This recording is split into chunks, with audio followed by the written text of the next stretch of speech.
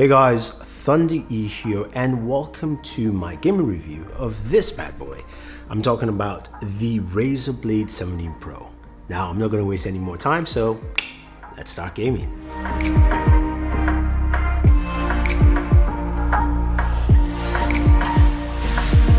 So the brand new RAZER Blade 17 Pro was just announced recently. We've spent some time with this bad boy, and I've got to say though, I am truly impressed with what RAZER has brought to the table.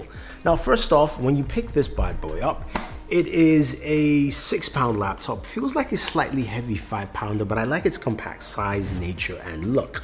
Now the one thing of course you know with RAZER laptops is that they are fingerprint magnets, as you can clearly see. So I wish there was a matte finish, or at least something that just stopped a little bit of that fingerprints on there.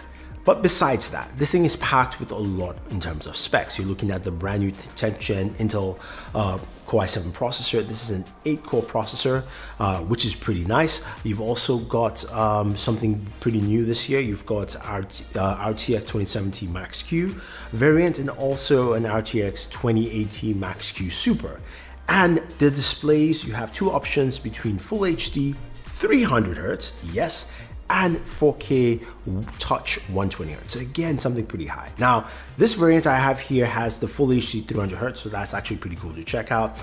And also, it's got customizable internals. Pretty easy to open, where you can of course go ahead and add more storage via NVMe or swap out the other one. So they actually 2 NVMe slots, and also change and upgrade your RAM, which actually starts at 16 gigabytes. Now, I like this because if you're like me and you're playing a lot of Warzone right now, you just got an update for Warzone, and if you also have Call of Duty as well, it's 200 gigabytes. Think about it. You can't have like a 200 gigabyte NVMe.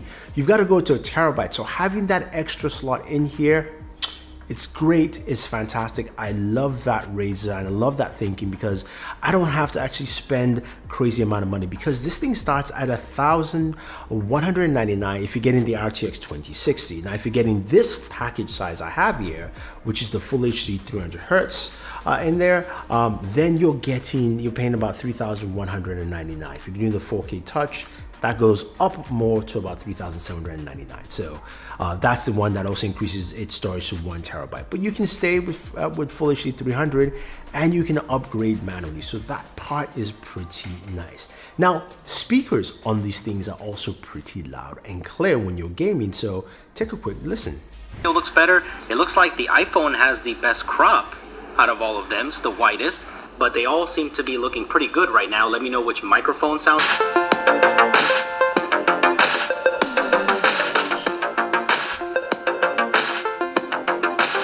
So speakers are good, that's great, but what about games? How do they play? Well, I'll show you some gameplay, of course some Call of Duty Mobile, some Apex, a little Witcher 3 as well, just to see how this actually functions and plays, in some Tomb Raider, so you get a good idea of what kind of performance you're getting from the RAZER Blade Pro 17.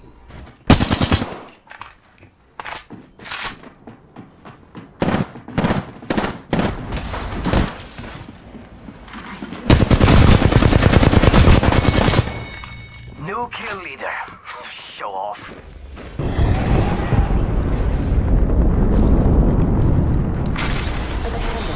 Delivering care package.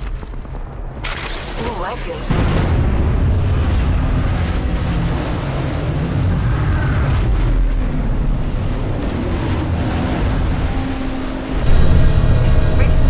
It's go time. I return to the hunt.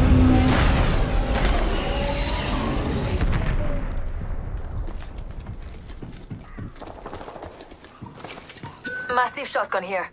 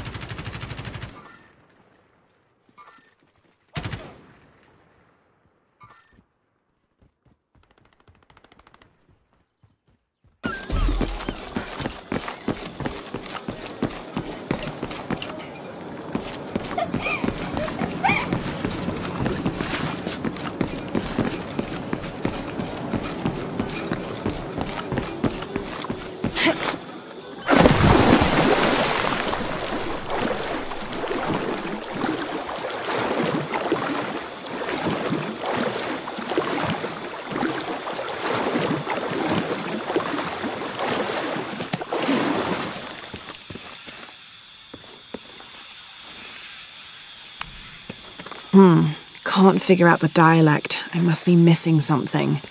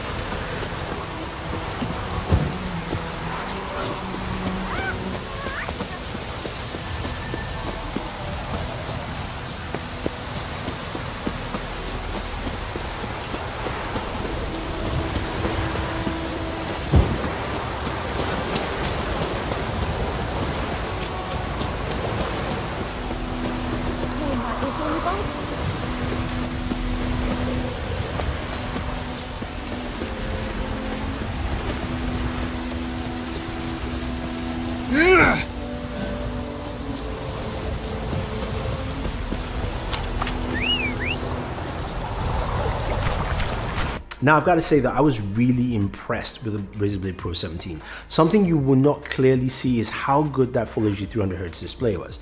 Now, I have not used a 240Hz display for a good length of time to do any review, especially on the laptop. I have used a 120Hz display, and I can tell you there is a huge difference from moving from 120 to 300. I don't know about 240, but it is a huge difference, and I really enjoyed it. And the fact that my monitor right here, my gaming monitor, is 144Hz display.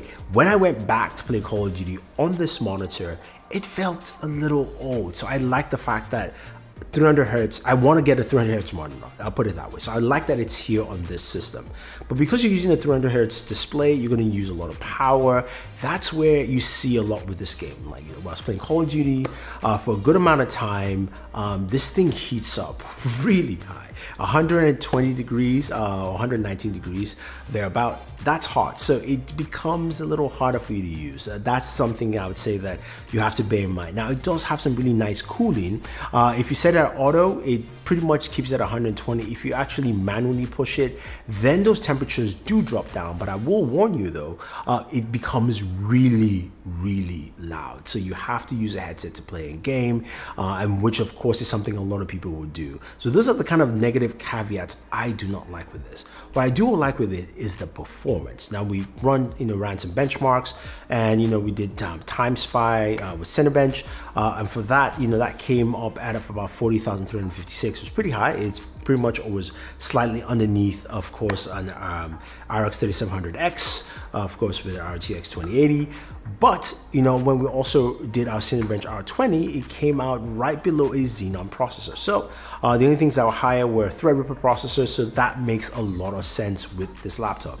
I'm just showing you the benchmarks. It's something I really don't really put too much attention to. I like to play the games. For me, the games played well. I had no issues with them. The keyboard was also really comfortable and easy to use. I really like the keyboard, especially for typing and gaming. It felt easy to navigate back and forth. That touchpad was really nice. Now, of course, you're not going to use the touchpad to game, so you're going to use an external mouse, and that's where all the plethora of ports come in. So you've got on your right side a HDMI port, a USB 3.0 port, a Thunderbolt, and of course an SD card reader. Again, this is a Pro device. On the right hand side, that's where you have two more USB 3.0 ports, a USB Type-C port, and an Ethernet 2.5 gigabyte, and of course a proprietary power port. That is cool. So you've got enough ports for all the things you need. Now this uses a 70.5 watt battery, and of course the charger is a little bit larger, but it's kind of trimmed down in size over the years. So I do like that with this. I think overall, a lot of people will like this laptop. This is more of a device if you're trying to go away from, of course, a desktop experience. You want something that has performance you can take with you on the road. I like it. I like the performance. I like what it brings to the table. I also like the fact that you can go away to a 2080 Supermax SKU. So that, of course, is pretty dope. Now, a couple of things just to add quickly. It does have a Windows Hello camera. I did check out the camera in terms of video quality for, of course, zooms and streams, because we're doing a lot of that lately. It was decent at best, not something too crazy that I would like. The microphone was also okay. So I'll just bear that in mind. It is passable, but you definitely need a lot forward light for your video conferencing if you need that. So this is a quick example of what you get from the webcam of the Razer Blade Stealth 17. It is a 720p webcam. So if you're looking to do video calls, you need ideal lighting. Actually, I've got sunlight coming to my left, but you probably need more lighting to actually accentuate this well. And also a good idea of what the microphone is like using just the built-in mic on the laptop and not a headset. So put that in mind and let's continue. But overall, I think this is a fun laptop that you will definitely enjoy while gaming, using on the go, especially with that. Now, if you're talking about gaming battery life with just the battery power, you can actually customize that to push the frame rate, because usually drops custom frame rate in half. But the battery life is about an hour and a half or so, something that's not too crazy. You're gonna be plugging this in to game. So those are my thoughts on the Razer Blade Pro 17. I like the performance, I like what it brings to the table. This is the high-end gaming laptop and I think it definitely delivers. Again, I will like to see the 4000 series AMD processor in something like this, because we've seen how it's done in other laptops. So Razer, please, let's see that for an update next year. That's just my thoughts. I like to see the kind of performance and all that kind of fun jazz. But again, this is pretty cool. If you want to pick it up, guys, use the link down below. Otherwise, don't forget to like, share, subscribe, and always enjoy your entertainment.